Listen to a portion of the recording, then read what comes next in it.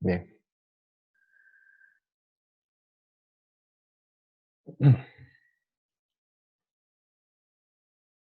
Entonces vamos a presentar unas temáticas asociadas con expectativas de aprendizaje del contenido matemático escolar. Bueno, tal como la definición de la propia palabra expectativa tiene que ver con lo que se espera, lo que se prevé, o sea, hay una previsión eh, de visualizar algo, de concretizar algo. Ese sería el palabras que se aproximan a la definición de expectativa. Pero antes, veamos esta definición y la podemos discutir entre todos, una definición sobre el conocimiento profesional del educador matemático.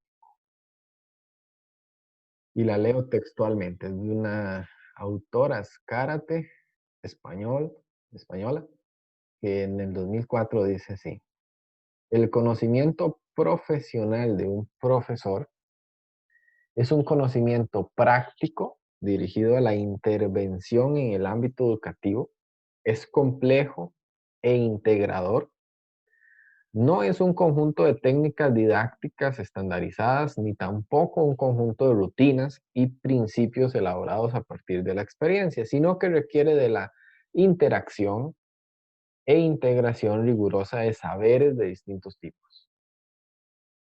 Es crítico porque orienta la actuación de los profesores en una determinada dirección y es profesionalizado sobre la enseñanza de los contenidos, pues debe abordar específicamente situaciones y problemas relacionados con la práctica de enseñanza. ¿Qué impresiones le genera la cita?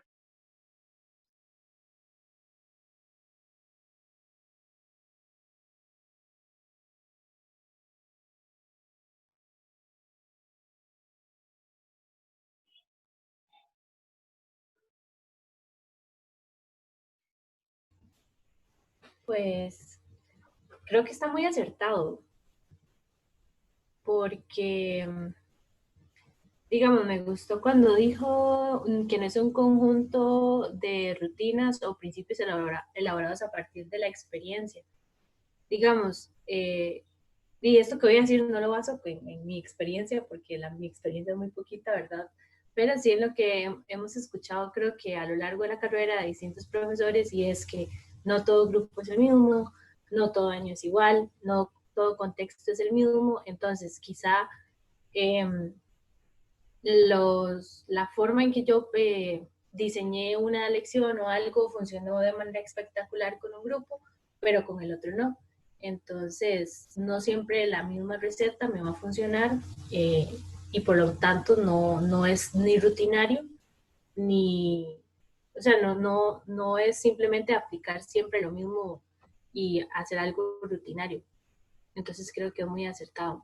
Igual esta parte de complejo, porque a veces yo me pongo a pensar y digo, pucha, uno como docente tiene que saber un poquito de todo, ¿verdad? Desde el ámbito en el que uno está, en este caso matemático, hasta en cuestión de valores, que en diseño didáctico, que en elaborar un examen, que o sea, tantas cosas que tal vez no se ve, entonces creo que sí, sí cumple con eso de que sí es algo complejo integrador.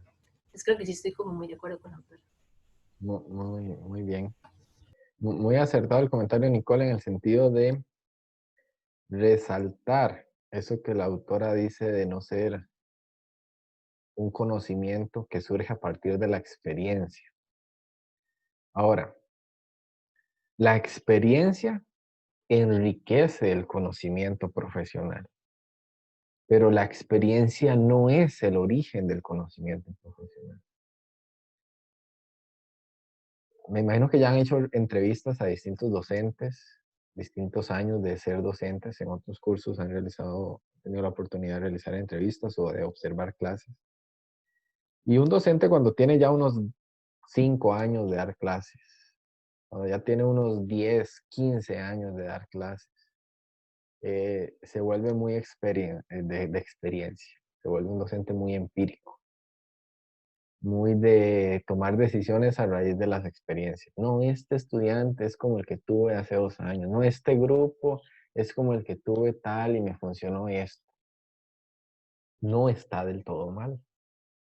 Sin embargo, cuando la experiencia es la única fuente de conocimiento profesional, ¿qué pasa cuando se mueve el panorama a un contexto como el de ahorita en la virtualidad, donde no había experiencia que soportara este cambio de paradigma, este cambio de metodología, este cambio de interactuar con los estudiantes? Es ahí donde se cae el quehacer docente. ¿Por qué? Porque estaba basado en la experiencia. Pero cuando el conocimiento profesional está basado en todas estas características que menciona la autora, en un conocimiento práctico, en un conocimiento complejo, en un conocimiento integrador, en donde interaccionan diferentes saberes, en un conocimiento crítico, en un conocimiento, y esta palabra es de las que más me gusta, profesionalizado. Cuando el conocimiento está basado en estas distintas aristas, es ahí donde se puede enfrentar, se pueden abordar eh, cosas repentinas que salgan, como esto de la virtualidad, de una forma más positiva, no tan trágica. ¿Por qué? Porque tomamos mano de lo que he leído, de las corrientes, de la actualización. O sea, un docente debe estar en esta constante actualización didáctica, hacer lecturas de vez en cuando sobre distintas problemáticas o corrientes de investigaciones actuales, estar participando en comunidades de docentes, de investigadores, estar aportando, estar escribiendo también, publicando sus propios trabajos, sus propias experiencias. Entonces, todo esto hace que el docente esté cada vez más capacitado, pero la realidad nos dice que un docente lo que hace es, bueno, toma un conjunto de saberes recién formado, lo lleva a la práctica, pero empieza a adquirir de la práctica, de la experiencia, conocimiento y empieza a reemplazar tal vez muchas de las cosas que vio en su formación inicial, comienza a sustituirlas por lo que está viviendo en la experiencia, y luego cuando surge una situación en la cual el conocimiento debe estar sólido, no lo está porque está basado en la experiencia. ¿Algún otro que quiera comentar?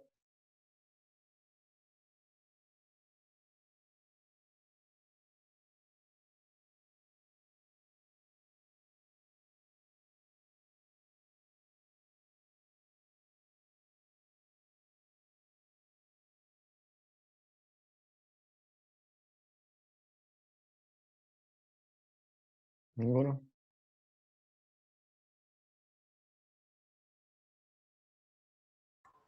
Profe, a mí me parece muy interesante Bien. el, el, el, el término que usa aquí, donde dice que debe ser complejo e integrador. Sí.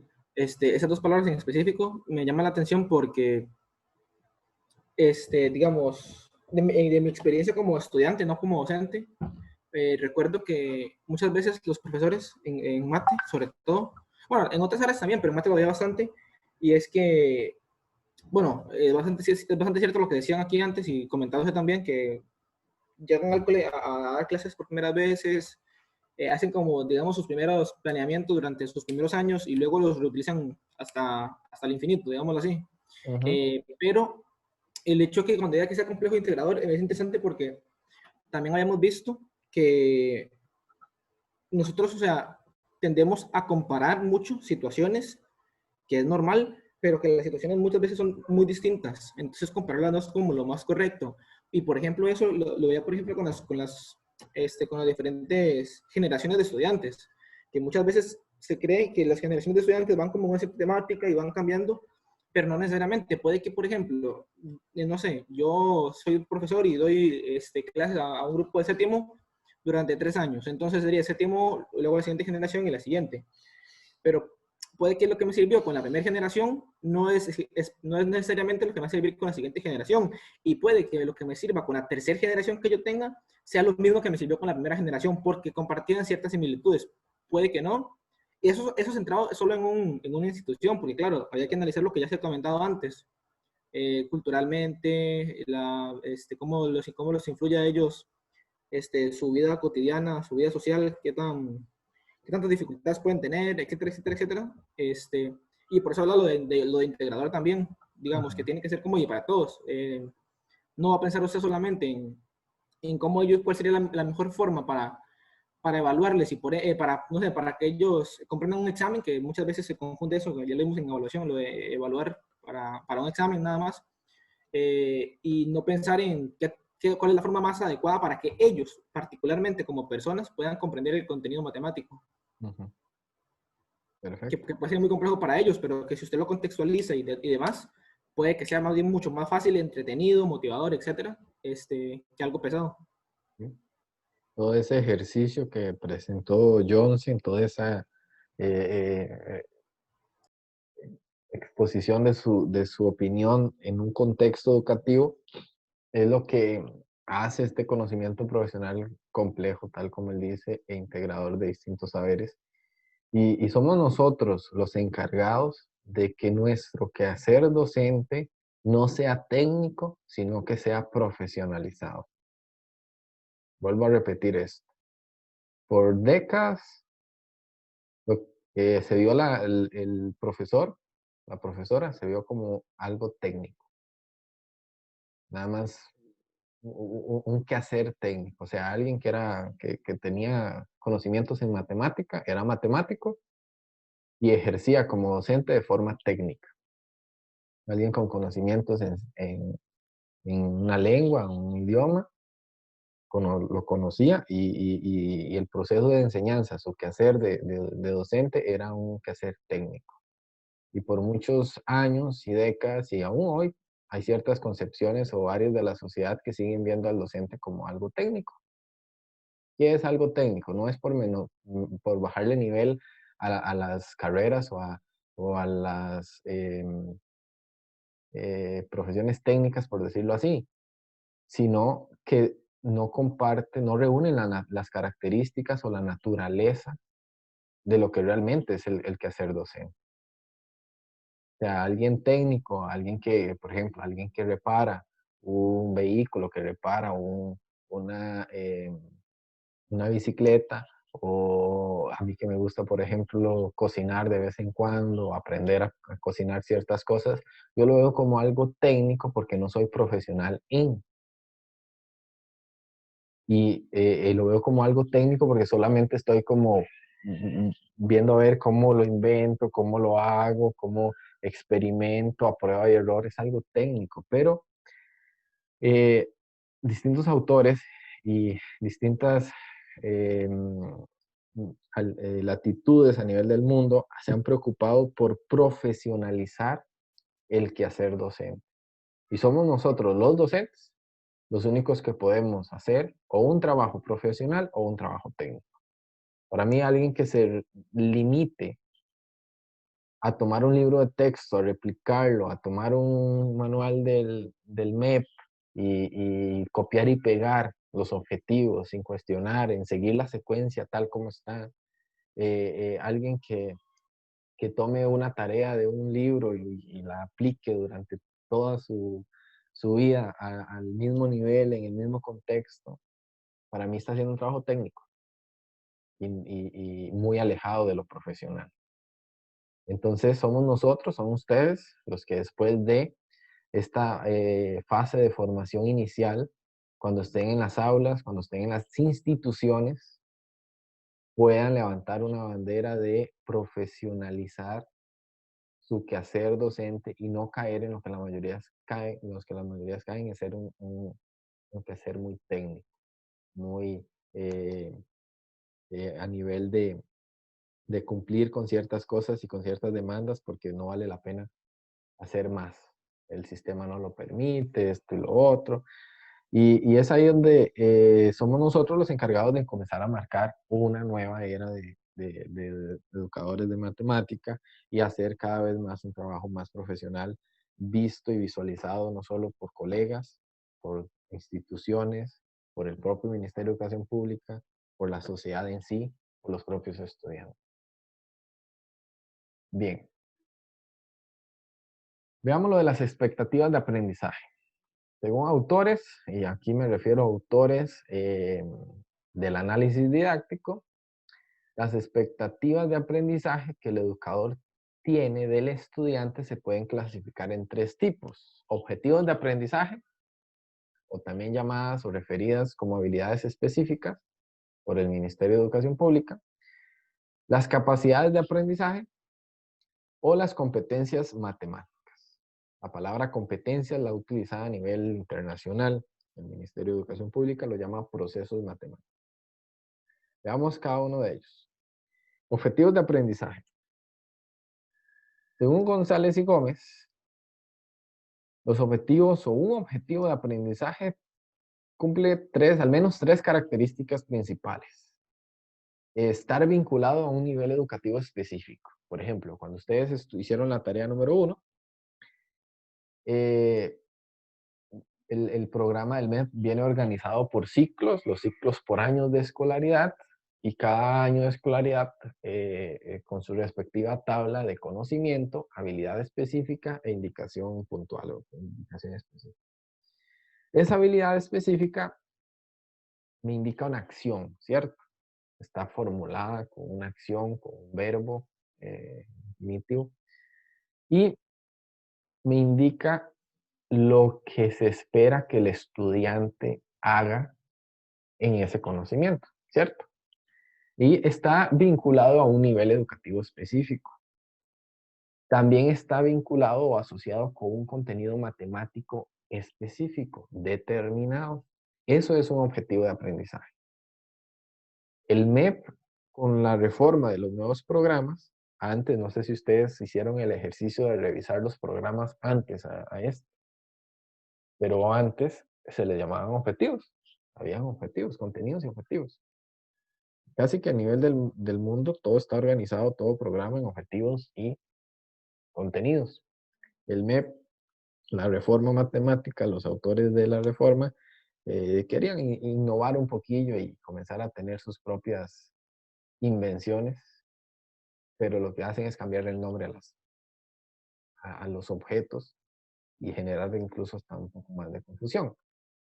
Pero bueno, habilidades específicas. Desde mi punto de vista, las habilidades específicas son objetivos de aprendizaje, que es lo que se conoce realmente a nivel de literatura. Y una característica importante de un objetivo de aprendizaje es expresar una acción, como les estaba diciendo. Y esta acción no se puede reducir a realizar un procedimiento matemático rutinario. Esto es muy importante. Un objetivo de aprendizaje no es calcular la suma de dos números naturales. No, eso es un procedimiento meramente rutinario. Entonces, un objetivo de aprendizaje es algo, como dice acá, que debe involucrar conexiones entre conceptos o conexiones entre procedimientos dentro de una misma estructura matemática. También debe de involucrar conexiones con sistemas de representación, con fenómenos que organizan el contenido matemático escolar. Entonces, es una acción que engloba distintas conexiones dentro de la estructura conceptual y procedimental del contenido matemático escolar. ¿Dudas?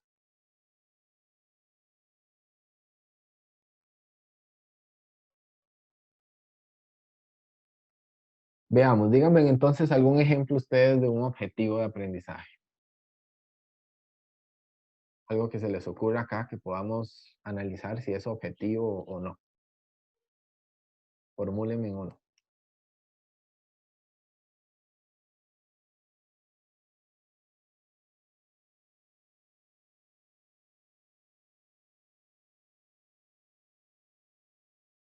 Kenneth, dígame un objetivo de aprendizaje, Kenneth.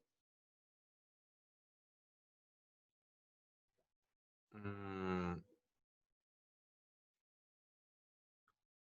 Sumar números naturales del 1 al 10. Ok, vamos a escribir por acá.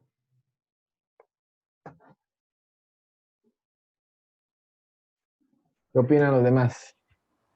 ¿Cumple con las características? Bueno, podemos ubicarlo en un nivel educativo, ¿cierto? Podemos ubicarlo y asociarlo con un contenido matemático específico. Y ahora, la tercera característica, que es una de las más importantes para definir si es objetivo de aprendizaje o no. ¿Qué opinan? Creo que sí sería un procedimiento rutinario, ¿no? Porque 10 solo sumar del 1 al 10. O sea, Pero números creo del que 1 al 10. depende del nivel, ¿no?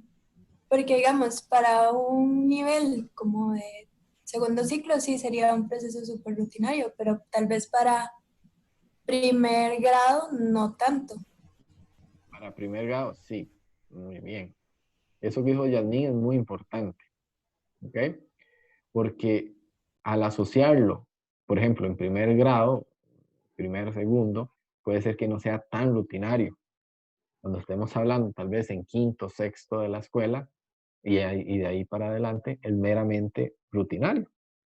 Entonces, el objetivo de aprendizaje es importante también estar asociado a qué nivel, ¿ok? Entonces, a partir de ahí puede ser que sea una rutina o no.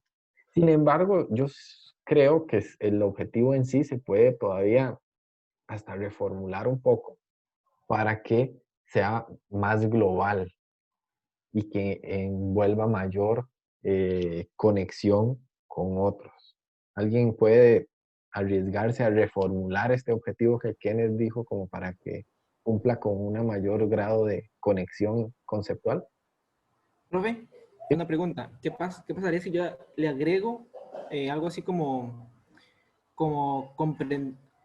comprender la suma de números naturales del 1 al 10 como la adición o algo así, algo similar a eso? Es que tal vez no sé cómo redactarlo adecuadamente. Ok, O sea, pero que haga referencia a la adición. ok.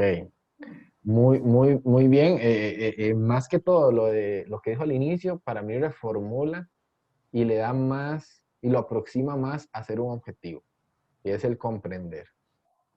Comprender, por ejemplo, estamos creando, ¿verdad?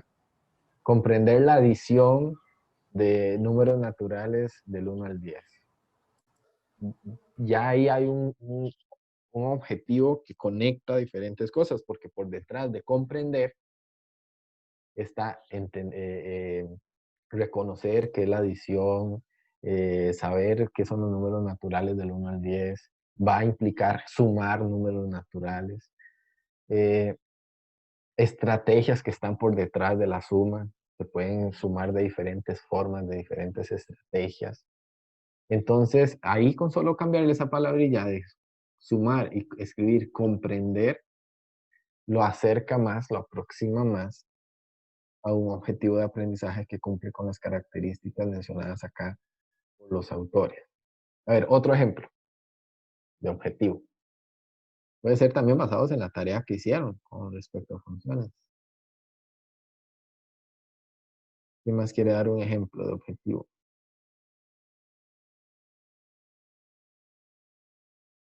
Tal vez algo así como plantear y resolver problemas que involucren el uso de funciones cuadráticas. Plantear y resolver problemas que involucren funciones cuadráticas, ¿cierto, David? Sí. Bien, ¿qué opinan los demás? ¿En qué nivel, David? ¿Qué nivel lo colocaría? 10º, creo. 10º. No recuerdo exactamente hacia el dedo el programa. Sí lo recuerdo cuando hice la tarea que eso estaba, pero Ajá, es como ok, 10º. muy bien. Funciones cuadráticas está en noveno, pero si queremos que sea, bueno, como buscando que sea rutinario o... No, al contrario, sea, si queremos que pensamos no en... sea rutinario. Ajá, ok, sí, si pensamos en lo rutinario,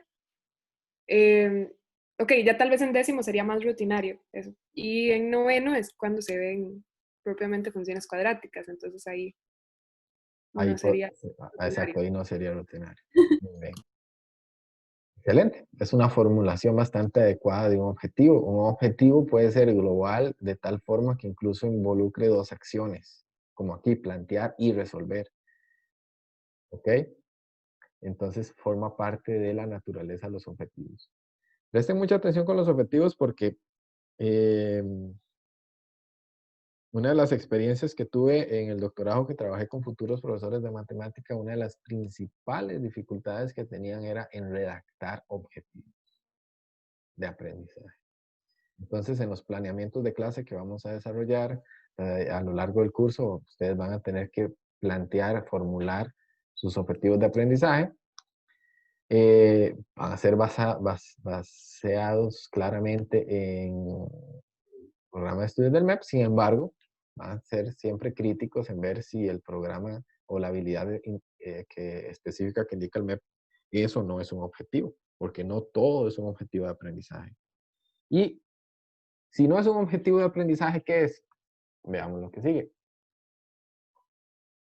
Capacidades de aprendizaje. El término de capacidad de aprendizaje, según González y Gómez, es una expectativa del profesor sobre la actuación, el accionar de un estudiante con respecto a cierto tipo de tarea rutinaria, asociada a un tema matemático específico. O sea, la capacidad viene a definir un conjunto de acciones o una acción como condiciones necesarias para llevar a cabo una actividad específica, concreta y muchas veces rutinaria en el sentido de que, en el sentido inmediato de la acción.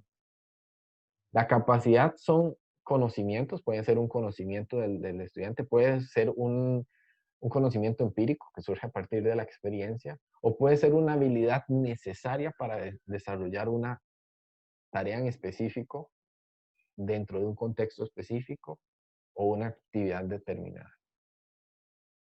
Entonces, acá los autores, los mismos autores que definen objetivo de aprendizaje, vienen y definen capacidad de aprendizaje, en el sentido de hacer una distinción, de que no toda acción que comience con un infinitivo, sumar, comprender, resolver, plantear, calcular, graficar, representar, argumentar. No todo infinito, no toda formulación de una acción es objetivo y no toda es capacidad, sino aquí hay que hacer una distinción clara. Objetivo de aprendizaje tiene que englobar conexiones dentro de la estructura conceptual y procedimental del contenido matemático, y una capacidad ya viene a ser como esa acción más directa, inmediata o muchas veces rutinaria del quehacer del estudiante para resolver una tarea específica o una actividad determinada.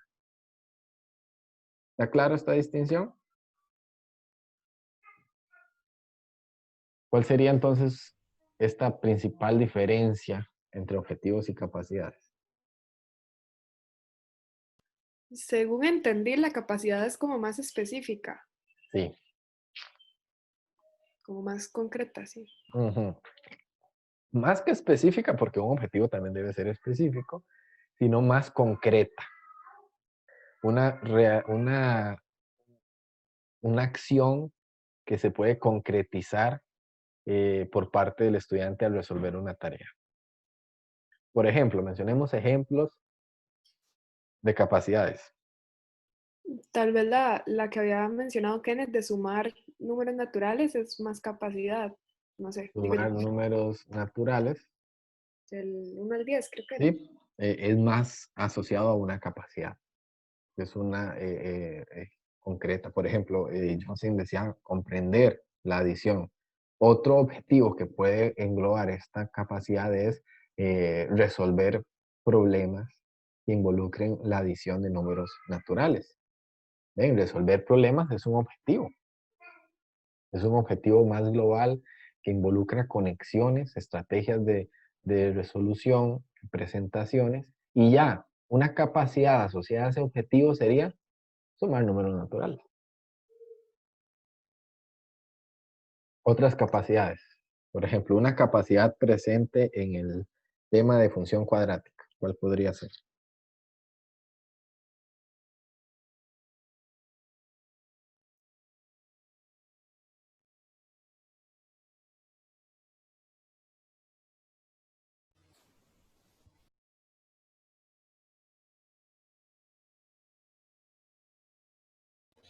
Determinar los ceros de una función cuadrática.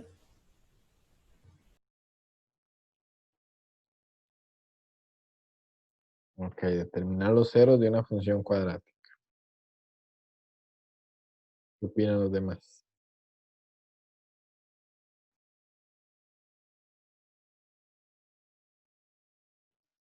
¿Es capacidad? A mí me parece que sí. Sí. Es una capacidad. Puede estar englobada dentro de todo un objetivo como caracterizar funciones cuadráticas. Y una de esas capacidades en la caracterización de las funciones cuadráticas puede ser la determinar, ya que el estudiante determine los ceros de la función. Profe, tengo una pregunta.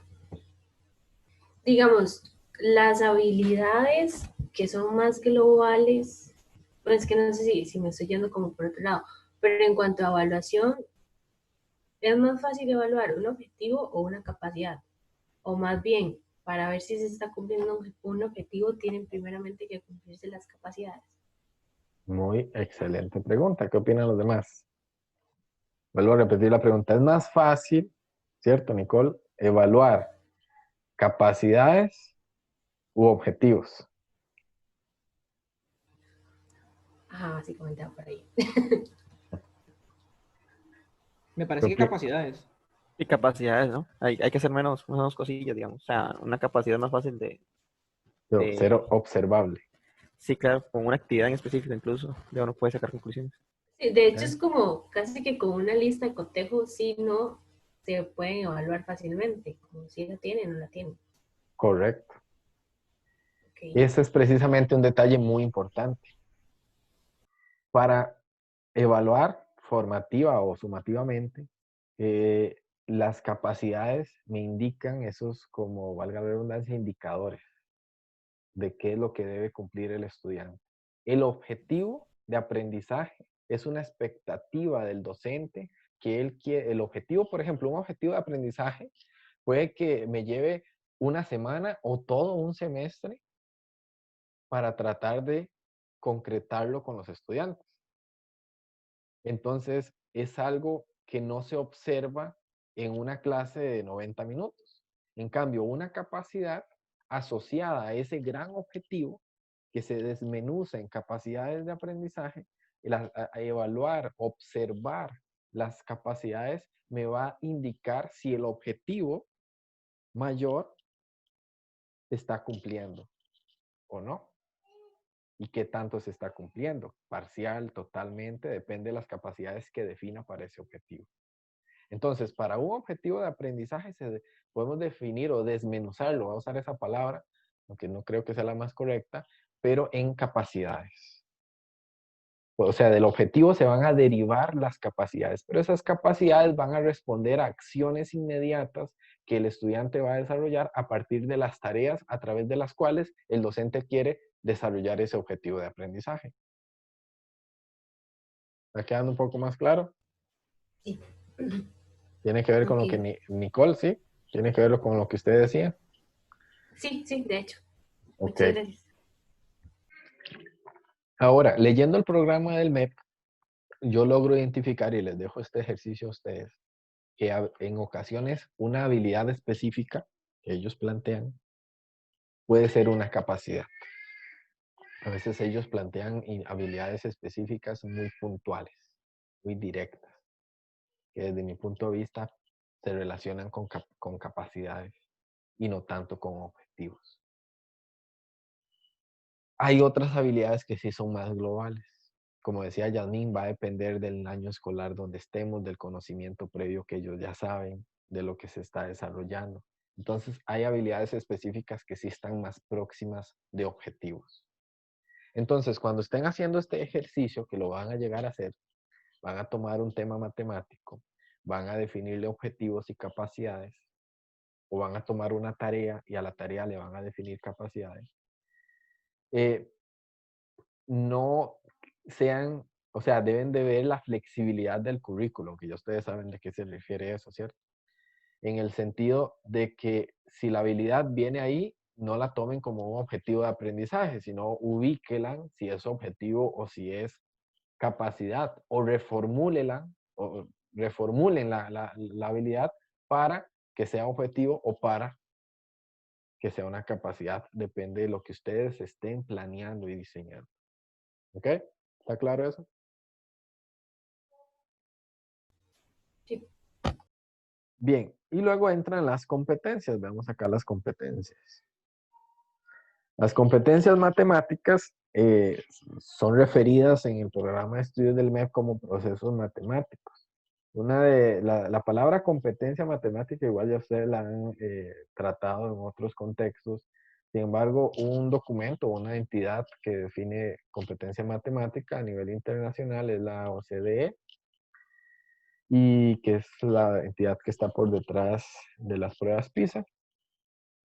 Y define competencia como la capacidad de los estudiantes para, y bien hay una serie de indicaciones, reconocer, comprender, participar en las matemáticas y opinar con fundamento sobre el papel que desempeñan las matemáticas en la vida diaria. Entonces, la competencia matemática está asociado a un quehacer matemático del estudiante más allá de las aulas. O sea, está asociado a un desempeño del estudiante de llevar las matemáticas a su vida cotidiana, diaria, social, en el contexto en el cual se desarrolla.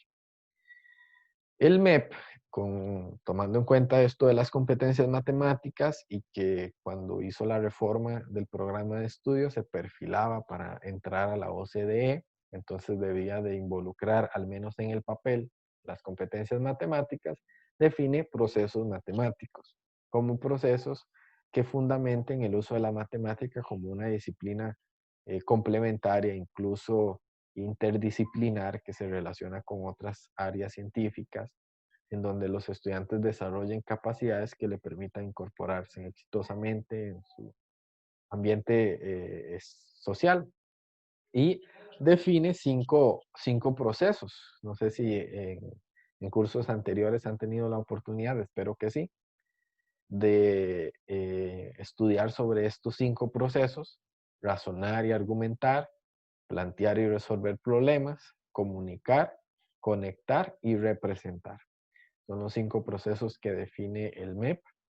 Ya se relacionan con definiciones que ya existen en la literatura sobre competencias matemáticas. Entonces les queda ahí como tarea también consultar el programa de estudios del MEP, repasar eso, porque parto del principio de que ya los conocen, de que ya los han tratado en otros cursos como currículum o evaluación, de referirse a la definición de los 5 procesos matemáticos. O sea, que repasen esa definición y cuando estemos hablando sobre conectar, comunicar y representar, que sepan de qué estamos hablando, no subjetivamente, o sea, no lo que piensan que es comunicar, sino lo que dice el MEP al respecto. Y una pregunta acá para ir concluyendo ya esta presentación: ¿cómo creen que se puede promover el desarrollo de los procesos matemáticos en los estudiantes? ¿Cómo se puede promover?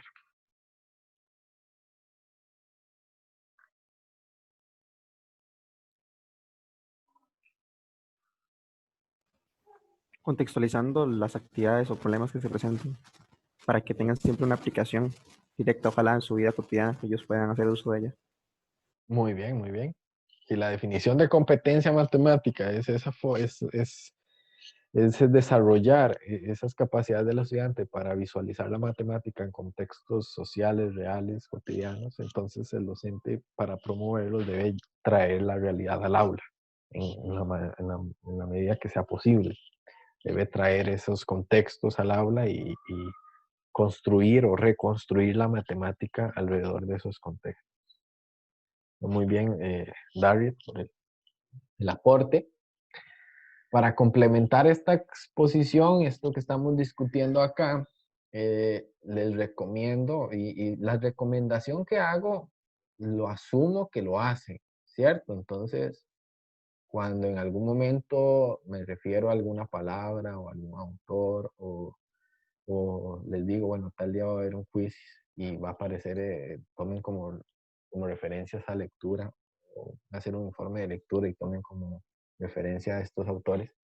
Entonces yo cuando les digo la recomendación no es si quieren leerlo, ¿verdad? Digo la recomendación es porque verdaderamente estoy diciéndoles lean. Solo que para mí poner lean lo siguiente es un poco muy de militar. Entonces dejo como recomendación la lectura. Lupiáñez y Rico 2006 abordan muy bien. Esa lectura es muy enriquecedora para comprender mucho mejor objetivo, capacidades, competencia matemática. Ellos incluso presentan ejemplos y es muy enriquecedor leer esa lectura para complementar lo que estamos discutiendo acá. Y como ejemplo práctico de cómo definir objetivos, capacidades y relacionados con los procesos matemáticos del MEP, pueden leer la tesis de licenciatura o el trabajo final de licenciatura de la página 127 a la 139. En esa página, mis colegas y yo exponemos objetivos, definimos ciertos objetivos, definimos capacidades asociadas a esos objetivos y muy importante, hacemos como un cruce entre objetivos y procesos matemáticos del MEP. Entonces, les dejo también el ejercicio que puedan revisar esos documentos y esas páginas para que vean como un ejemplo de cómo hacer cómo formular objetivos, cómo formular capacidades y distinguir entre una y otra. Y cómo relacionar los objetivos con los procesos. Es un ejercicio que forma parte del análisis cognitivo que estaremos desarrollando. Por el momento vamos a ir construyendo todos los elementos del análisis didáctico poco a poco. La actividad 2. Ya falta poco para terminar aquí quedan las referencias bibliográficas y falta poco para terminar la clase. Entonces solamente les voy a presentar la actividad 2 para que les quede como tarea para que la resuelvan. Es una actividad muy semejante a la anterior, a la actividad 1. Vienen dos tareas. Vean esta tarea. Esta tarea está tomada del programa del MEP de 9º año. Página 337. Es un problema muy típico. Se cortan las esquinas de una lámina de cartón que mide 20 centímetros de largo y 10 de ancho. Y se cortan con el objetivo de hacer una caja rectangular sin tapa. ¿Cuáles son los posibles valores para la altura de X de la caja para que su volumen sea igual a 24X? Saben que hay que calcular X, por decirlo así, para saber las dimensiones que debe tener la altura, el ancho, el largo de la caja para que su volumen sea de 24X. La tarea está tal como está indicada en el programa. Y luego también una tarea 2 que está tomada del trabajo de maestría que realicé sobre graficar en un plano cartesiano, o sea, representar en un plano cartesiano la gráfica de una función f que cumpla con todas estas condiciones. Entonces viene una serie de condiciones y representar una función, hacer un bosquejo de la gráfica que cumpla con esas condiciones. Una vez que estén resueltas cada tarea, o sea, la primera indicación es resolver cada tarea, van a reflexionar con respecto a estas interrogantes que están acá. La primera, qué conocimientos o conceptos involucrados en la tarea y en su resolución están presentes. ¿En qué nivel de escolaridad situarían la tarea? Vean que a pesar de estar del MEP, pueden ir y consultar la página y ver que está para noveno año, puede ser que ustedes digan, no, no, para noveno año no la ubicaría para octavo, o la ubicaría para décimo. Entonces, que ustedes puedan también reflexionar al respecto. ¿Cuáles habilidades específicas u objetivos de aprendizaje se esperan desarrollar con la implementación de la resolución de la tarea? ¿Qué posibles capacidades de aprendizaje son necesarias para resolver la tarea? ¿Y con cuáles procesos matemáticos se pueden promover y fortalecer con la resolución de la tarea? O sea, de los 5 procesos matemáticos, ¿cuáles consideran que se promueven más con este tipo de tarea? Entonces realizan, como no tenemos chance ahora, pueden realizar las tareas y el próximo lunes, después del quiz, ¿verdad? Ustedes inician con el quiz a las 8:50, que comienza la segunda parte, comenzamos con esta discusión. O sea, voy a asumir que ya las tareas están resueltas. Si gustan, pueden enviarme la resolución por imagen, ya sea por correo o por WhatsApp. Sería muy enriquecedor. Es más, no, se los voy a pedir. Mándenme la resolución para así yo presentarlas como la otra vez que presenté las resoluciones, y a partir de las resoluciones discutimos estas preguntas que están acá. ¿Dudas, preguntas, comentarios? ¿Entendí? Profe, perdón un toque ahí. ¿Se las enviamos por qué medio? Pues pueden resolverlas y enviarme la resolución. O sea, cuando me envíen la resolución, como les he dicho, pueden hacer la mano y me envían la resolución. Solo como para yo poder tomar de las resoluciones, pegarlas en un PowerPoint y usarlas como medio de discusión para la próxima clase. ¿Ok? O pueden ser por WhatsApp o por correo, como gusten. Excelente. Profe, ¿y es solo la resolución de la tarea o también las respuestas a las preguntas? No, puede ser solamente la resolución de las tareas, y la respuesta a las preguntas lo hacemos en discusión colectiva aquí el lunes. Ok, gracias. La resolución.